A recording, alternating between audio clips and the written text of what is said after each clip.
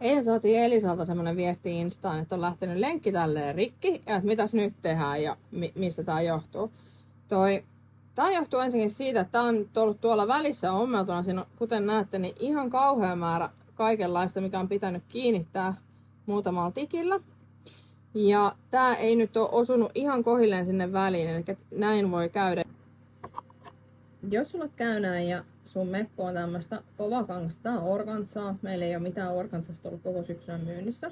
Mut organzat, tyllit ja semmoset, jos tää näyttää semmoselta, että tää on semmonen purkautuva, niin voit ottaa vähän sytkärillä siihen lämpöä. Ja se vähän on niinku näin.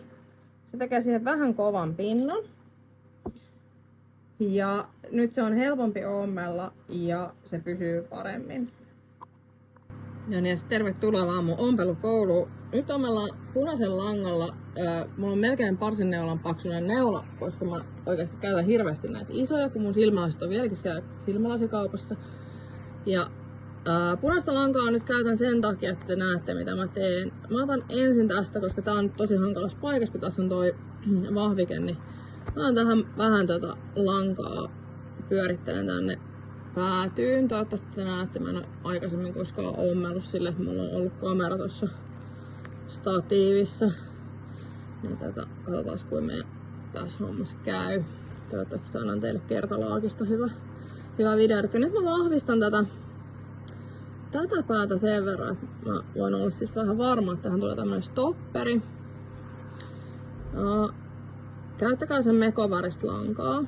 Tietty, oikeesti. Ettei sit tuu ihan hullun näköinen, koska tää ei ole nyt mikään semmonen taidon näitä. Mä pyörittelen tähän lankaa ja mä käytän tosiaankin aika paljon näitä tikkejä, vai miksi nyt sanois ompeleita. Mä en ompele vähän, enkä nätisti, vaan mä ompelen silleen, että tää pysyy. Koska se on olennainen asia. Noin, nyt mä luulen, että mä pistän tohon vielä yhden. Ja sit lähdetään tekemään. Tässä olette ihan reunassa, se riittää kyllä stoppaan sen, että se ei mene. Ja jos näyttää epäsiistiltä, niin tosiaan silmälasit on ollut melkein puoli vuotta rikki ja kyllä täytyy käydä lasikaupassa. Noin. Sitten pistetään tää tähän paikalleen. Se on tossa noin. Ja otetaan tosta pohjakankaasta kiinni ja nyt ommellaan tohon äsken tehtyä vahvistukseen. Mä ootteko te nähdä yhtään mitä voitaisiin, jos mä saisin näin. Ja tosiaan siis käyttäkää enemmän tikkejä ja lankaa. Ja mulla on kaksinkertainen lanka tässä. Elikkä 2 samanpituista pätkää ja umppari perään tohon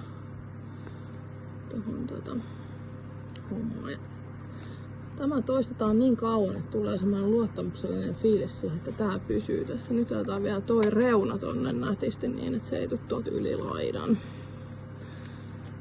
Noin. Eli mä ompelen tän nyt kiinni tähän vuorikankaaseen. Siitä tulee siisti tuolta ulkopuolelta. Mut kun mä pistän tähän näin paljon tää lankaa ja teen tästä tosi vahvan, niin tämä pysyy tässä. Eikä tarvitse miettiä, että pysyykö vai eikö pysy. Ja nyt sitten terkkui sinne Elisan kouluun. Ootte tehnyt oikeasti tosi fiksun jutun, kun ootte pistänyt ne mekot päälle jo silloin harjoituksiin, koska sit mä luulen, että siellä on monta tyttöä, jolle on käynyt ilmi, että se mekon helma on liian pitkä, ne ehtii vielä. Hän tekee sille asialle jotain.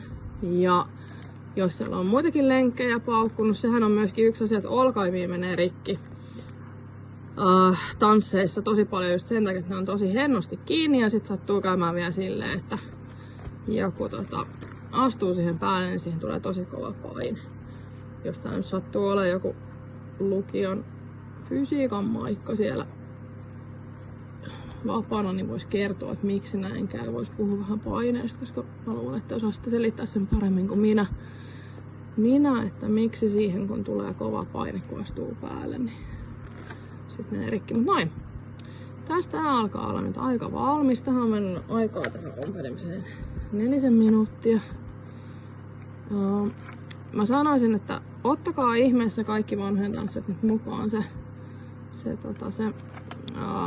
ompeluvälineet tonne tansseihin, koska jos jotain käy, niin te ehitte aikanopsaan sit kuitenkin takaisin tanssilattialle, kun joku teitä vähän jeesi.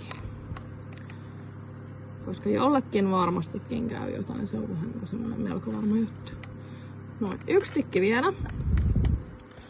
En sen enempää päättele tätä, koska se on siellä sitten otetaan tosta noin. Noin. Punaisella langalla on mun korjaus. Ja täältä se näyttää ulkopuolelta. Eli varsin siisti, jos olisin käyttänyt vaaleasinista lankaa, niin ette näkisi ollenkaan. Toivottavasti Elisa taas on sulle apua.